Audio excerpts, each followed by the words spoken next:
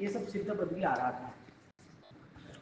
सिद्ध पद की आराधना के अंतर्गत नमो सिद्धाणम, जो आत्माएं इस संसार में नहीं है। संसार 14 राजलोक का है। 14 राजलोक का सारा संसार अनंत काल का समाप्त होकर अब वो ऐसी जगह पर विराजमान है जहां उनको वापिस आना नहीं है, जो सिद्ध शिला कहते हैं।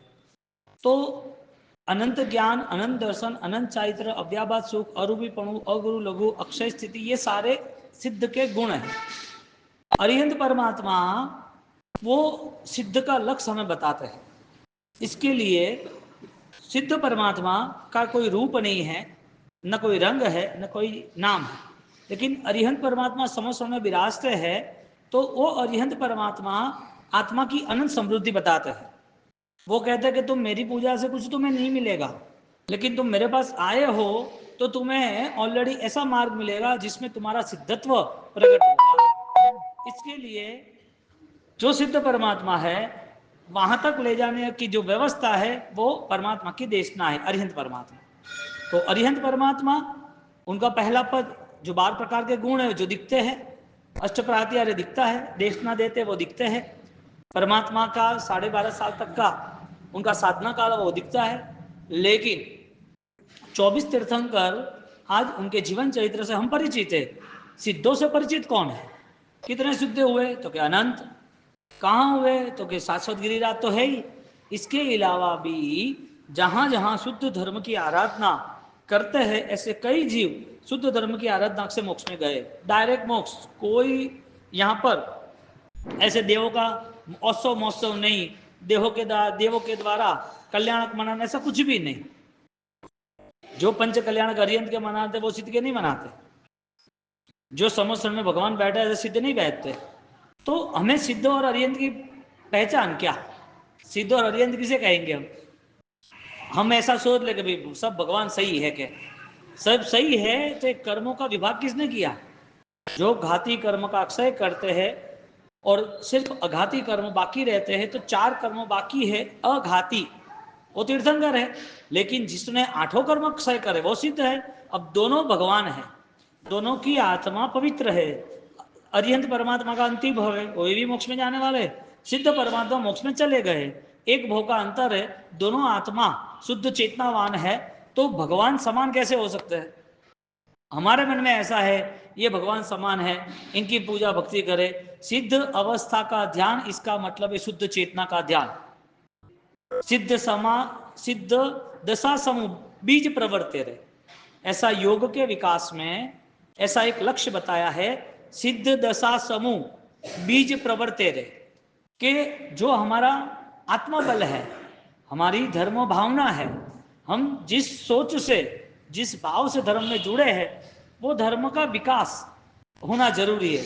जैसे बीज के दिन, जैसे चंद्रमा धीरे धीरे धीरे धीरे संपूर्ण 16 कलाओं से खिल जाती है, पूनम के दिन पूर्ण चंद्रमा अपनी चांदनी इस पृथ्वी पर पूरी विस्तृत करती है, इसी तरह एक साधक जीव, उनका चित्त यदि सिद्ध दशा को देखता होगा, सिद्ध के स्वरूप को समझता होगा, तो वो सिद्ध अवस्था का विकास करने के लिए वो तत्पर रहेगा। तो भगवान समान मान लिया तो उसका विकास नहीं होगा। भगवान समान होते हैं, हम तो मानते यही है कि हैंग बावसी है ना, बस हम तो यही मानते हैं कि भगवान विराजमान कर दिए तो भगवान हो गए। समान कैसे हो गए? अरिहंत अलग है, सिद्ध अलग है। अरिहंत परमात्मा जिन मंदिर में विराजमान है उनकी ध्वजा अलग होती है। अरिहंत परमात्मा को विराजमान किया है, उसके पीछे अष्टप्रात्यार्य होता है। अरिहंत परमात्मा को विराजमान किया है, उनके हम पंच कल्याणक मनाते हैं। अभी महावीर स्वामी भगवान का चैत्र सुद 13 आएगा, मनाएंगे कि नहीं मनाएंगे? अभी आदिनाथ भगवान का फागुन सुद 8म 9 आया तो मनाया कि नहीं मनाया? पार्श्वनाथ भगवान का पौष दशमी आई तो मनाई कि नहीं मनाई? नेमनाथ भगवान की चातुर्मास में 5म आती है तो मनाते कि नहीं मनाते? तो ये कल्याण किसके मनाए, सिद्ध के या अरिहंत के? अरिहंत के। बड़े कौन, सिद्ध या अरिहंत?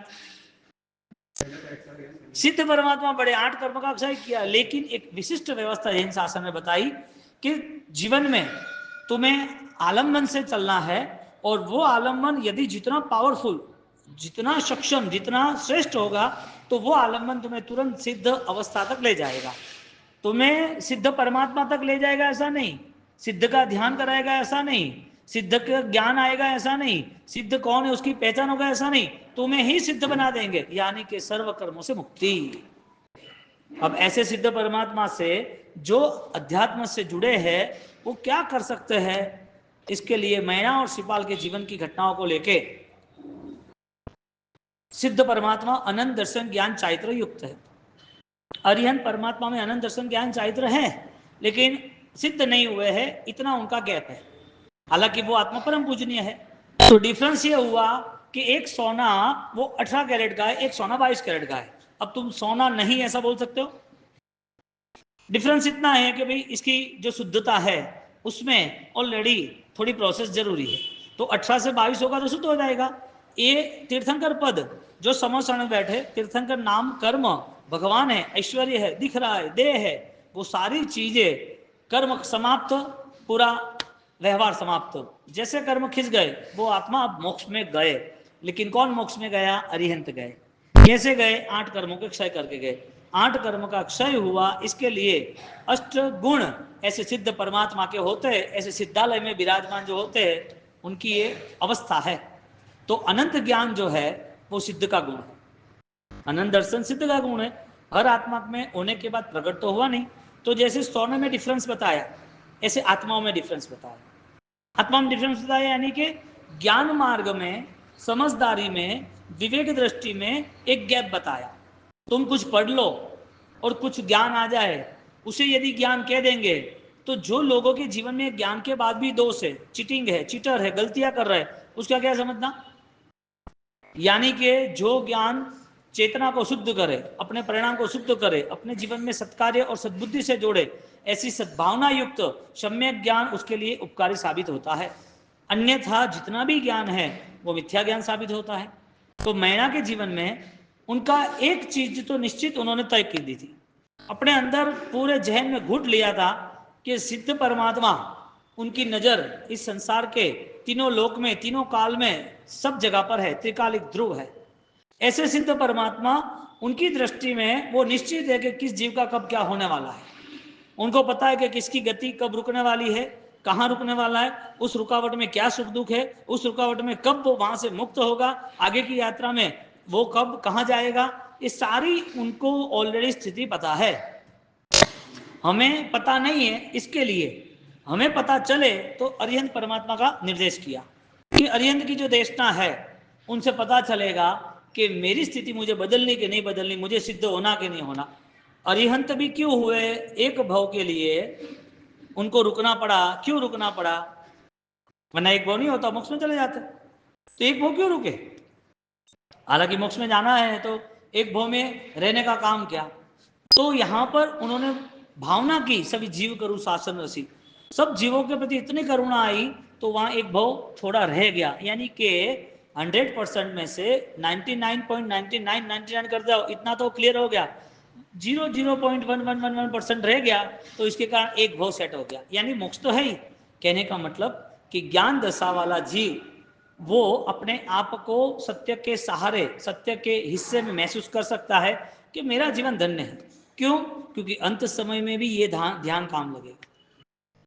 जब मृत्यु करीब है या दुख ज्यादा है या पीड़ा महसूस हो रही है, तब उसे ये ज्ञान काम लगेगा कि ये सारी चीजें सिद्ध अवस्था में मुझे बाधक नहीं बननी चाहिए।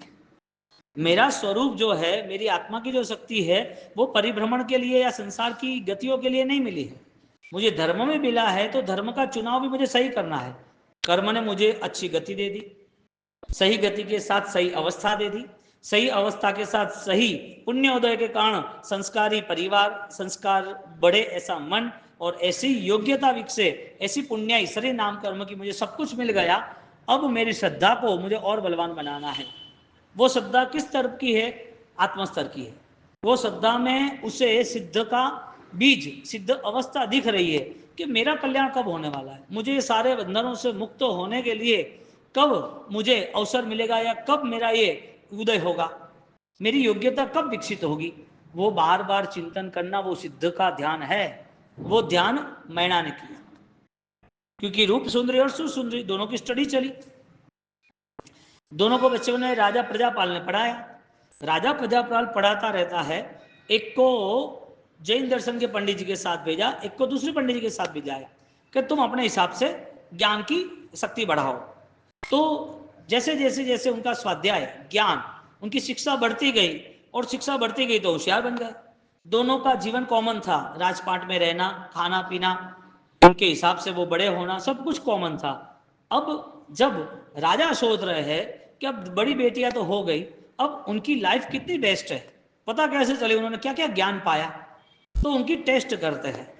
अब यहां पर इतना मैसेज फिक्स है कि शरीर का पालन पोषण हो, शरीर के साथ जुड़ी हुई सारी अनुकूलता, यानी कि सोना चांदी कपड़े घर परिवार सब कुछ हो, या तो फिर उम्र का तकाजा, उम्र बढ़ती जाए, ये सारी कंडीशन कितनी भी बेस्ट हो, जब तक व्यक्ति के जीवन में सही रास्ता नहीं मिलता है तब तक ये सारी चीजें कमजोर साबित होती है। सही रास्ता एक ही है, मुझे श्रेष्ठ श्रेष्ठ चुनाव करना है, अच्छे से अच्छी आराधना करनी है। आराधना करने का नाम ही यह है कि हमारा मन का परिणाम सात्विक बने। आराधना करने का नाम क्रिया का बेस नहीं बताया ज्ञानियों ने, क्योंकि मिथ्यात्व अवस्था में क्रिया करने वाले बहुत सारे लोग हैं। दूसरे अन्य समुदायों में भी हिंसा को भी धर्म मानने वाले हैं। मार काट करो वो हमारे भगवान की आज्ञा है, वो धर्म है।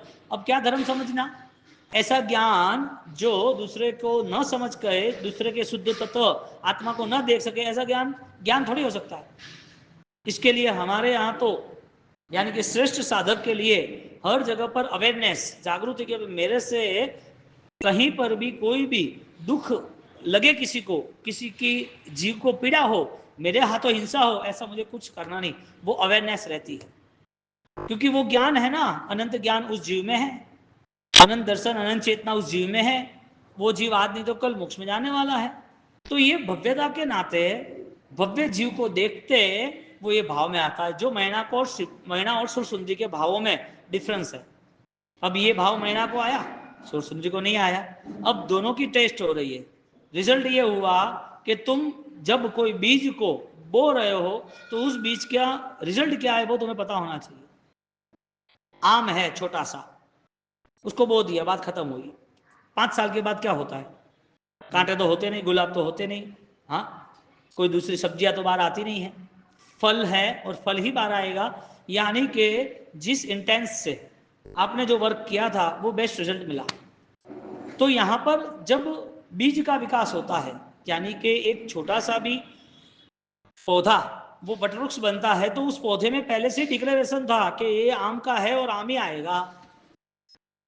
एक आराधक साधक, वो आराधक वो अपने स्टडी बेस से तय करता है कि ये स्टडी बेस क्या है, अपनी क्रिया से तय करता है कि मेरी क्रिया का फ्यूचर क्या है। आज जिसकी भी आराधना हो रही है, क्रिया मार्ग की हो रही है, अच्छा है, ओली के दिन है, ओली करनी चाहिए, अच्छा है। तो क्रिया मार्ग करते करते उसको क्या मिलता है वो भी तय कौन करेगा, क्रिया करनी जरूरी थी।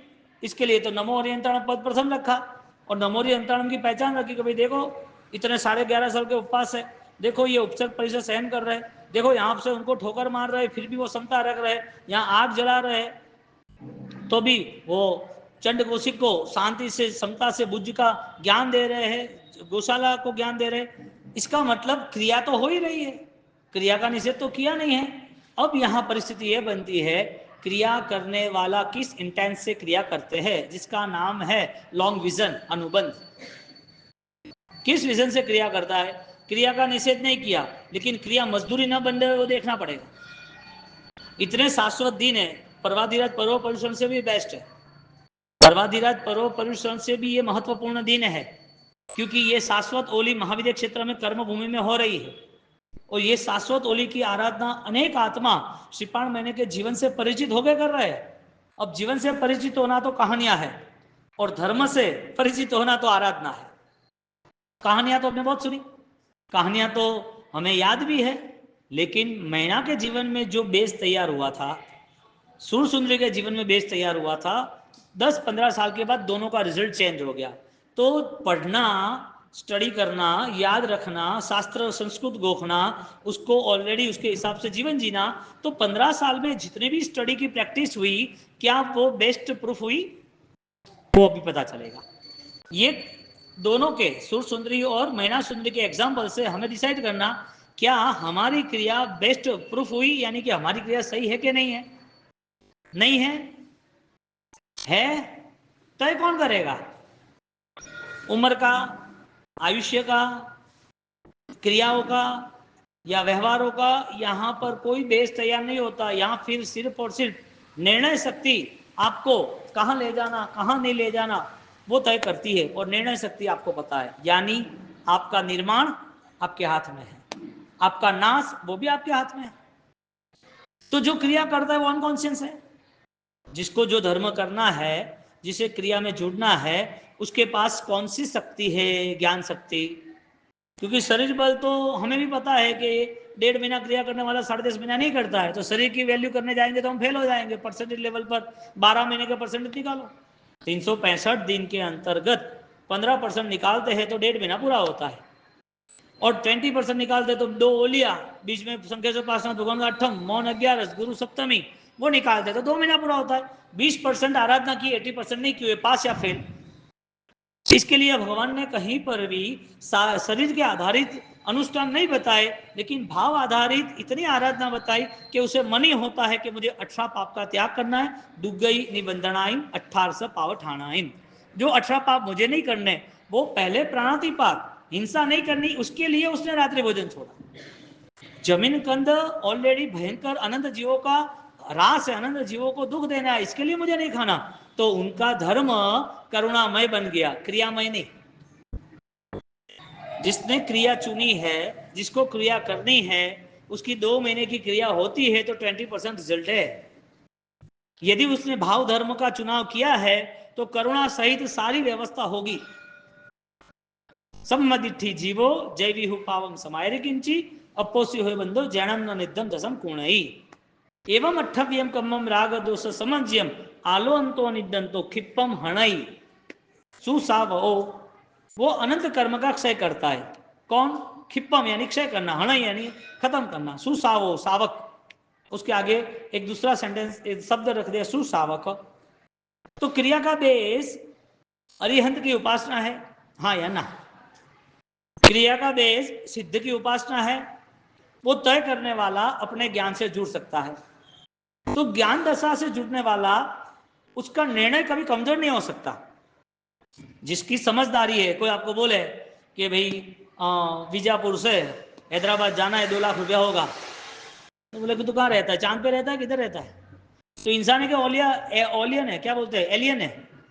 2 लाख रुपया यहाँ से हैदराबाद जाने का, 600 किलोमीटर का, मैं गाड़ी कर दो तो 20,000 में खत्म हो जाए। आप सही बताओ, सही गलत का निर्णय तुम कर सकते कि नहीं कर सकते? हैदराबाद जाने के लिए, मोक्ष में जाने का निर्णय क्या? मोक्ष की यात्रा कितने भाव की हो सकती है? अनंत शक्ति को प्रकट करने के लिए मेरे आत्मा में अनंत ज्ञान है, आज मुझे महसूस करना है, इसका नाम सम्यक दर्शन है। उस कितने टाइम में हो सकता है?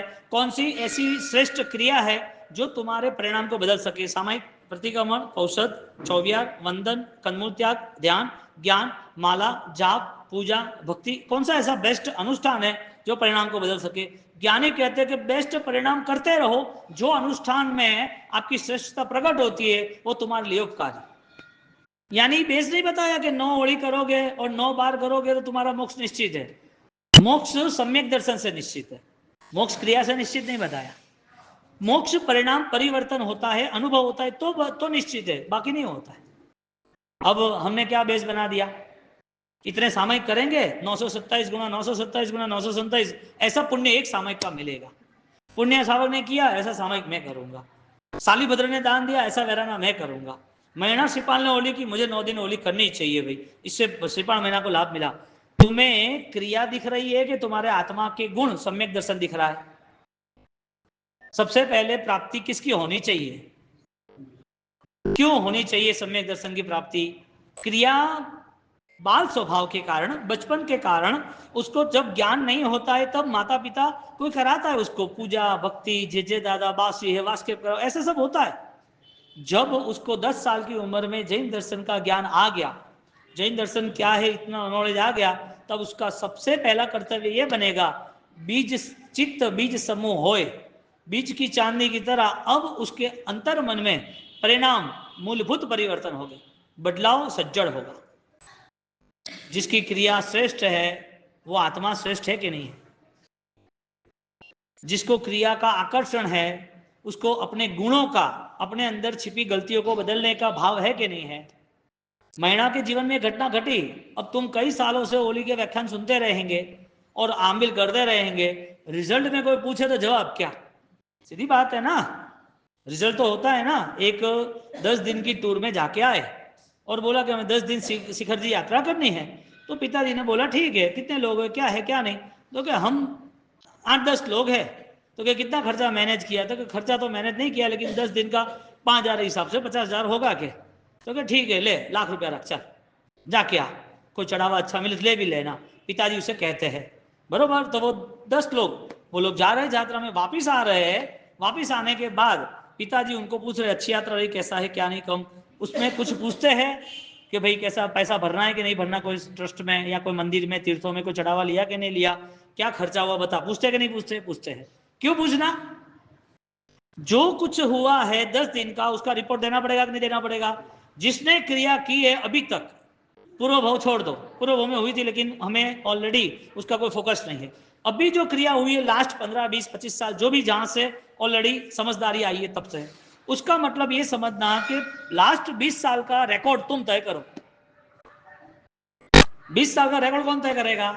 यानी करना कि नहीं करना, पहली बात तो ये। यदि करना है तो, यदि सही है तो आनंद है, सही नहीं है तो सुधारना कि नहीं सुधारना। जिसके पास क्रिया का बल है उसके पास परिणाम का बल है या नहीं? जिसके पास पैसा है 2 लाख, 5 लाख, 10 लाख, 2 करोड़, वो सही है या डुप्लीकेट है, वो चेक करना कि नहीं करना? हाँ, नहीं करना। तुम ये पीला टीका लगा दो, काला टीका क्यों नहीं लगाते? तुम्हें पता है कि भाई भगवान की आज्ञा चढ़ानी है, मुझे ये पीला कलर का केसर का टीका लगाना जरूरी है। तुम्हें इतना पता है कि मुझे सामायिक की क्रिया करनी है, मुझे चरवला चाहिए, मुझे बैठका चाहिए। तुम्हें इतना पता है कि मुझे कुछ पढ़ाई करनी है तो मुझे पास बुक्स किताब वगैरह चाहिए। तुम्हें इतना भी पता है कि मुझे ध्यान करना है तो मुझे एक जगह पर बैठे आंखें बंद करके विथ पोजीशन मुझे आगे बढ़ना है। यदि कुछ इंफॉर्मेशन किया लेवल की है तो कुछ इंफॉर्मेशन सिद्धत्व की भी होनी चाहिए ना। सिद्ध अवस्था का क्या स्वरूप है और मेरे में वो सिद्ध स्वरूप प्रकट हो सकता है कि नहीं, वो रिकॉर्ड कौन रखेगा? यानी कि आफ्टर ऑल 15 साल का रिजल्ट क्या है कि नहीं है? लग रहा है कि नहीं लग रहा है?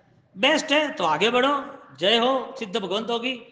सर्व आत्माओं में परमात्मा बसा है तो उस परमात्मा को वंदन कर लेते हम, आनंद है। चलो वंदना हो गई तुम्हारी, तीर्थंकर बन गए, धन्यवाद।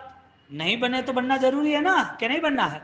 इसका मतलब जिसको संसार की अवस्था पसंद है वो धर्म भी संसार के लिए करता है। जिसको संसार के सारे पदार्थों के प्रति ज्यादा आकर्षण और ज्यादा अनबैलेंसिंग होता है, डिस्टर्ब, संक्लेश, तनाव, दबाव, उसके कारण वो सारे धर्म की पूरी भूमिका, सारा धर्म का इन्वॉल्वमेंट, धर्म की सारी तैयारी वो संसार के लिए करता है। क्यों? क्योंकि कम पड़ता है। कम तो 2 लाख करोड़ जिसके पास है उसको भी कम पड़ने वाला है। जिसके पास अनाप शनाप पैसा है, जिसके पास बहुत सारे रिकॉर्ड्स है, जिसके पास बहुत सारे अवार्ड्स है, जिसने बहुत सारे अच्छे अच्छे काम किए, फिर भी उसे सब कुछ कम ही लग रहा है। और यहां पर जैन दर्शन कहता है कि सनत चक्रवर्ती जैसा वो तो 1 मिनट में निकल गया, भरतखंड जिसका राजपाट था, इतने राज वैभव में पला पोसा, चक्रवर्ती बना, 6 खंड जीत के लाया, और अभी कुछ जीतने की जरूरत नहीं, इतना ठाठ से सोने हीरे प्लेटिनम के सिंहासन में बैठा, ऐसे राजाओं का राजा सम्राट और सम्राटों का सम्राट चक्रवर्ती, उसे वैराग्य हो जाता है। उसको ऐसी कौन सी सेंस क्लियर हुई कि जिसके हिसाब से सब चेंज कर दिया। यहां पर वैराग्य की व्याख्या यह है कि तुम अपने आप को कितना बेस्ट बना सकते हो। तुम क्रिया कर रहे हो, छोड़ रहे हो, त्याग हो रहा है, नहीं हो रहा है, यहां पर यह बेस बताया ही नहीं। सबसे पहले स्टार्टिंग पॉइंट आता है सब पाव प्रणाशु में कौन सी विराधना का त्याग करता हूं। मैं पाप त्याग करता हूं वो बात नहीं है, मैंने जीव दया पालन करी वो बात नहीं है। तुम्हें पहले तय करना है कि शाश्वत के लिए तुमने कुछ पुरुषार्थ किया कि नहीं किया। जीव दया का पालन करना है, तुम्हें क्रिया करनी है, तो तुम फेल हो जाओगे, 20% भी रिजल्ट नहीं है। 12 महीने के 365 दिन में 20% गिनने जाओ तो 60 दिन होते, 70 दिन होते, और 70 दिन की ही आराधना है, तो फिर क्रिया बेस पे तुम फेल हो गए। अध्यात्म बेस पे ज्ञान जो आना चाहिए वो नहीं आया। तो ये जीवन में जो धर्म के साथ जुड़े, उस धर्म की प्रवृत्ति का, उसका विचार लक्ष्य क्या है, जो मैना का था। यानी कि धर्म प्रवृत्ति कैसी वो देखने की जरूरत नहीं है, उस धर्म प्रवृत्ति के पीछे क्या छिपा है वो चेक करना जरूरी है। जो धर्म प्रवृत्ति सुर सुंदरी ने की और जो धर्म प्रवृत्ति मैना ने की, दोनों के पास ज्ञान था, दोनों के पास क्रिया थी, तप था, और दोनों के पास शिक्षा आई थी। सब कुछ होने के बावजूद भी एक फेल होता है, एक सक्सेस होता है। वजह क्या? क्रिया ने डिक्लेयर किया, 15 साल जो शिक्षा हुई, जो लर्निंग हुआ, उसने डिक्लेयर किया। राजपुत्री है, इसके लिए फिक्स अच्छा ही ज्ञान होगा, वो डिक्लेयर राज हो, राज्य हो, या गहने हो, या पढ़ाई के लिए सारी पुस्तकें हो, या पंडित जी हो, या उम्र हो। ये डिक्लेरेशन है ही नहीं कि तुम्हारे पास बेस्ट ज्ञान है कि नहीं। डिक्लेरेशन यही है तुम्हारी अनुभूति क्या है, किस निर्णय से तुमने इस क्रिया को स्वीकारा। यहां पर सब फेल हो जाता है क्रिया करने वाले का बेस, क्योंकि उसके दोषों को उसे खत्म नहीं करना है। अरिहंत परमात्मा की क्रिया इतनी बेस्ट है, और अरिहंत परमात्मा चाहते हैं कि सर्व जीव अपना कल्याण करे। इसके लिए बेस बताया कि पहले सम्यक ज्ञान से जुड़े, फिर सम्यक दर्शन, सम्यक चारित्र। दर्शन ज्ञान चारित्र ना आराधन थई सार, सिद्ध सिलानी ऊपरे हो सौवास स्वीकार। सौ का मुझका क्या, सौ का हो मुझ वास स्वीकार। क्यों भाई?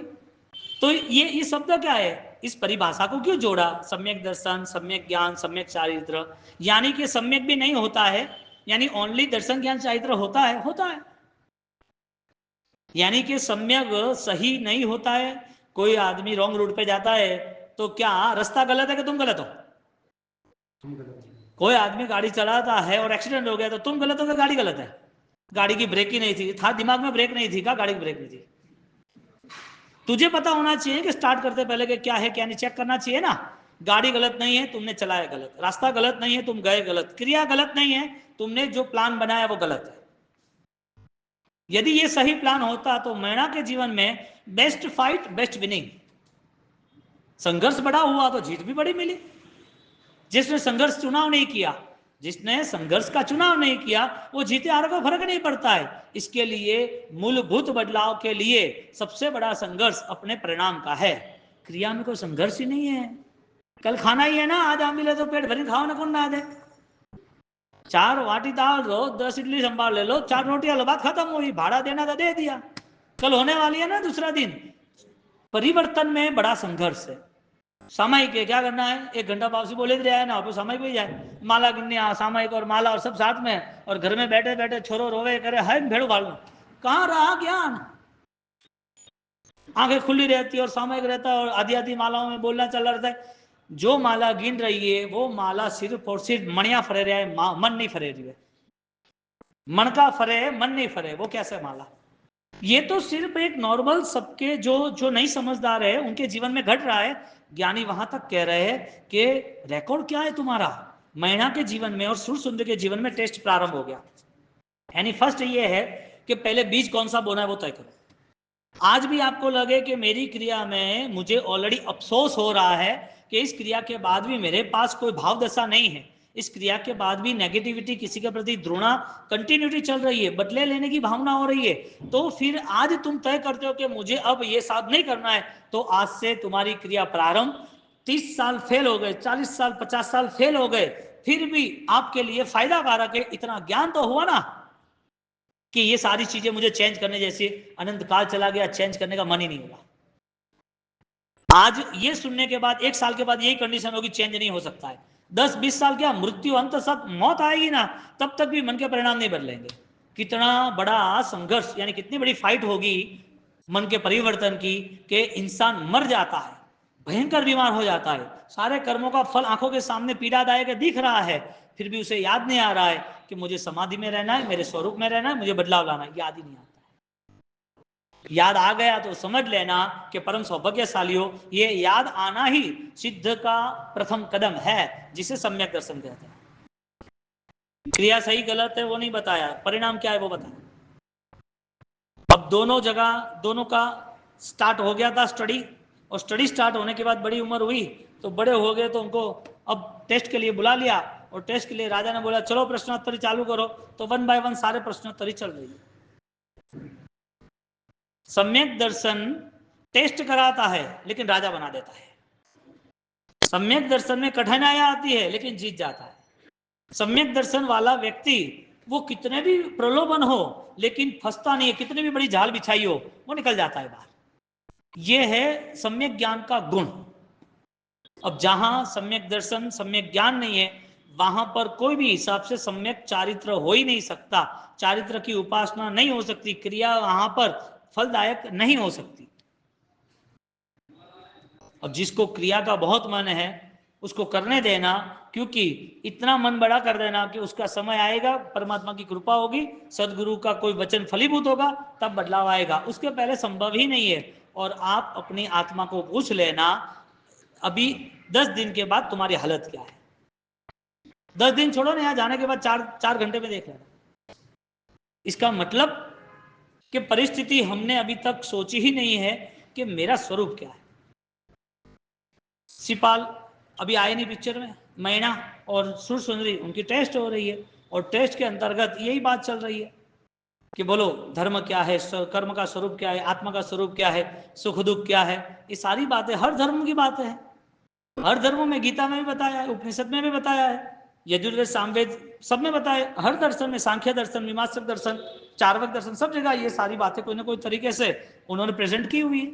अब इस स्थिति को प्रेजेंट करने के बाद अब जब टेस्ट होती है, तो टेस्ट का मतलब ही ये है कि जिस चीज ने तुमने जैसे सीखी है वैसी तुम्हारी अनुभूति होनी चाहिए, सिर्फ इंफॉर्मेशन नहीं, बोलने के लिए नहीं। नुकसान आता है तो भी वो बात पलटा देगा, लगता है कि यहाँ अपन परेशान हो जाएंगे तो वो सही को भी गलत बोल देता है, सही नहीं बोल सकता है। इसके लिए सिर्फ जानना इतना जरूरी नहीं था, निर्णय होना भी, मानना भी जरूरी था। किसी को पूछो कि जीवन में आंखों के सामने इतने सारे लोग मर रहे हैं, ये बात सही है कि गलत है? हर दिन रोज कोई ना कोई समाज में मर रहा है, आसपास में कोई मर रहा है, मैसेज आते रहते हैं, ऐसी एक्सीडेंट हुई, ऐसा कैंसर हुआ, ऐसा मर गया, आग लगी, सब कुछ देख रहे हो आप मैसेज में, समाचार में। ये बात सही है इंसान मरता है, ये बात सही है छोटी उम्र में मरता है, ये बात सही है धनवान मरता है, ये बात सही है गाड़ी से मरता है, ये बात सही है आग से मरता है। ऐसी कोई मृत्यु होती है कि नहीं होती है? नहीं होती है, होती है। यानी तुमको पता है या होता है, ये जान लिया आपने। अब मानने की बात आती है तुम्हारी मृत्यु होगी कि नहीं होगी, ये बात से हम एब्सेंट है। तुम्हारा वियोग संसार है जो जिसने बसाया है, वो रात को भी तुमने जो सोचा है वो सुबह नहीं हो सकता, सुबह तुम नहीं उठोगे, बात खत्म। हमारी स्थिति ये है कि हमें सिर्फ ये दुनिया दिख रही है, यहां से बाद की दुनिया और हमारी आत्मा की स्थिति क्या है वो हम देख नहीं सकते। ये हार्ड कंडीशन जिसने बदल दी, उसके लिए धर्म सदाकाल आशीर्वाद देता है, निरंतर कृपा वर्षती रहती है। लेकिन सोच ही नहीं बनती, वो तो एंगेज हो गया है सब जगह, ये करना वो करना, ये करेंगे ये करेंगे। अरे कुछ नहीं करना है तो बैठ जा आराम से, अपने आत्मा का चिंतन कर। जितना जो कुछ किया है वो आत्मा के लिए किया है, तो आनंद से, समाधि से ये संसार छोड़ने का मजा आ जाएगा। मृत्यु के नाम पर जागरूक हो जाएगा, मृत्यु के नाम पर लोगों को मैसेज जाएगा, देह छूट रहा है, एक लकीर भी दर्द की मुंह पे नहीं आएगी। अब छोटा दुख भी सहन नहीं होता है, ये नहीं खाना वो नहीं खाना, ये चाहिए वो नहीं चाहिए। अब उनको जैन कुल से जैन दर्शन की क्या लेना देना, कर्म ही नहीं समझता है। तो सिपाल महीना यानी मैना और सुसुंदरी का टेस्ट चल रहा है, और टेस्ट के बाद एक क्वेश्चन आके रह गया, सुखी कौन करता है? मैना का जवाब था धर्म सुखी करता है। सुरसुंदरी का जवाब था कि आप माता पिता हो तो आप हमें सुखी करते हो क्या? सही क्या, माता पिता के कारण सुखी है कि धर्म के कारण सुखी है? अब तुम बोलोगे धर्म के कारण सुखी है, तो तुम जो बोल रहे हो वो तो दिख नहीं रहा, और जो कुछ ऐसा सोच रहे तो उस सोच के आधार से अनुसरण कर नहीं करा। अनुसरण करना आवश्यक था, वो अनुसरण नहीं कर पाया। तो जो ज्ञान उन्होंने पाया था, समझदारी थी लेकिन निर्णय नहीं था। मैना के जीवन में समझदारी थी, निर्णय था। मौत होने वाली है सबकी, सब मर रहे हैं, मैं भी मरने वाला हूं, ऐसी समझदारी है। लेकिन मेरा यदि मृत्यु हो जाए तो मुझे क्या करना, वो निर्णय नहीं है। मृत्यु सबकी हो रही है वो ज्ञान है, मेरी मृत्यु में क्या होना चाहिए, मृत्यु किसकी हो रही है, वो ज्ञान मेरे लिए निर्णायक साबित नहीं हो रहा है। यानी कि जान रहे लेकिन मान नहीं रहे। यहां मैना जानती थी और मानती थी, सुर सुंदरी ने जाना लेकिन माना नहीं। उनको पता था कर्म से, उनको पता था धर्म से, लेकिन नहीं बोली पिताजी आप होना। और दुनिया में दिखता क्या है, एक जो जानवर की दुनिया में भी उसके परिवार का पालन पोषण, उसका जो बड़े हैं माँ बाप, यानी कि कुत्ता कुत्ती करते कि नहीं करते? एक छोटे जन्म होता है कुत्ते का तो उसका लालन पालन होता है कि नहीं होता है? एक अंडे में ऑलरेडी पक्षी कबूतर है तो उसका लालन पालन करते कि नहीं करते? तो सुख देते कि नहीं देते? जो वडिल है, जो उपकारी है, वो सुखदायक है कि नहीं है? सुख देते कि नहीं देते हैं? उपकारी हो सकते, सुख नहीं दे सकते। वो उपकारी है, उन्होंने संभाला है, पाला पोसा है, पढ़ाया है, वो उपकारी है, लेकिन सुख नहीं दे सकते क्योंकि बुखार में कोई साथ नहीं देता, बीमारी में कोई साथ नहीं देता, और आंखों के सामने है। कोरोना में कौन पास में आता है? कोरोना में पास में कौन आता है? अरे इतना प्रेम है, अपने हैं, उनके लिए हम खड़े हैं, उनके लिए बहुत चिंता हो रही है और पास में नहीं आते। नहीं, पास में मना बोल दिया, डॉक्टर ने मना बोलिया इसके लिए। डॉक्टर की बात नहीं है, तुम्हें प्रॉब्लम है कि तुम्हें कुछ हो जाएगा। तो जैसा ज्ञान है ऐसा निर्णय बनता है, और वो सही है तो फिर आराधना फलीभूत है। यहां ज्ञान सुरसुंदरी का सही था लेकिन उपयोग नहीं किया, यानी कि सही ढंग से निर्णय नहीं किया। मैना ने वो ज्ञान सही था और वो ज्ञान उसने यहां पर बताया पिताजी को कि पिताजी आप उपकारी हो, आपने मुझे योग दिया, यानी कि पढ़ने के लिए, यहां रहने के लिए आप उपकारी हो, लेकिन मेरे दुख में तुम भागीदार नहीं हो सकते, यानी कि तुम मुझे सुख नहीं दे सकते। तो ये गलत बात है। अरे यही बात है, गलत बात थोड़ी है। धर्म ने कितनी बड़ी ताकत दी, धर्म ने कितना आशीर्वाद दिया होगा कि पिताजी है, राजा है, शक्तिशाली है, शायद कोई सजा कर सकते तो भी धर्म का चुनाव किया, धर्म को नहीं त्याग किया। और क्या कहा? तुम सुख नहीं कर सकते। क्या बल होगा, धर्म ने उसे क्या अमृत पान कराया होगा, धर्म ने उसे ऐसा कैसा ऑक्सीजन दिया, ऐसा कैसा माइंड हेल्दी हो गया, कितना विशिष्ट ज्ञान। ये सिद्ध की उपासना है। सम्यक ज्ञान के आधार पर जीवन को श्रेष्ठ बनाना वो सिद्ध का अवतरण है। नमो सिद्धांत फलीभूत होता है। नमकार मंत्र गिनने वाला यदि वो उसके स्वरूप पे अंदर प्रवेश कर ले तो 68 तीर्थ की यात्रा हो जाती कि नहीं होती? 9 निधियां मिलती कि नहीं मिलती? 14 पुरों का सार मिलता कि नहीं था? एंटर होना जरूरी था, प्रवेश नहीं कर पाया ना। ऐसी प्रवेश यात्रा, ऐसी परिणाम की यात्रा वो सिद्ध तक ले जाती है। यहां पर कंट्रोवर्सी स्टार्ट हो गई। सुरसुंदरी बोले ऐसा नहीं होता है कि पिताजी ये उपकारी है, माया क्या क्या वचन बुलाती है, सुरक्षा करना इसके लिए कैसी कैसी रजूआत करता है, पिता को अच्छा लगे ना इसके लिए अच्छी बातें करता है। पिताजी आप सही हो, आप ही उपकारी हो, ये गलत बोल रही है, आपके कारण सब कुछ है। देखा, मान सम्मान मिल लेते हैं तो किसी के दोष दिखते नहीं है। कोई अपना लगता है, कोई अपने साथ अच्छा जुड़ गया है तो उसकी गलत बात तुम नहीं कर सकते हो। बेटा है ना, हो जाएगा, करो, चलने जाने दो, क्यों भाई, भविष्य में संभालेगा। तो उनका जीवन सही बने, उनके जीवन में दोष खत्म हो, इसके लिए कुछ किया नहीं। यहां पर राजा को मीठी बात बोल दी, राजा खुश हो गया, लेकिन कर्म थोड़ी खुश होने वाले हैं। कर्म का जो नतीजा है वो तो आने ही वाला है, आज नहीं तो कल। ज्ञान अपराध है यदि उत्सूत्र हुआ तो। पाप नहीं कोई उत्सूत्र भाषण जिस्यु, धर्म नहीं कोई जग सूत्र सरीखो, सूत्र अनुसार भविक जे क्रिया करे तेन शुद्ध चरित्र परिखो, धार तलवारनी सोहिली दोहिली, 14वां जिन चरण तणी सेवा। अध्यात्म के वचन यदि हम पढ़ते समझते तो हमारी पूरी जीवन व्यवस्था सुकून मनती रहती। तो यहाँ पर कंट्रोवर्सी स्टार्ट हुई और आगे सिद्ध पद की आराधना की उपासना कितनी बलवान साबित होती है उसके लिए हम अवसर पे देखेंगे। इतना क्या अच्छा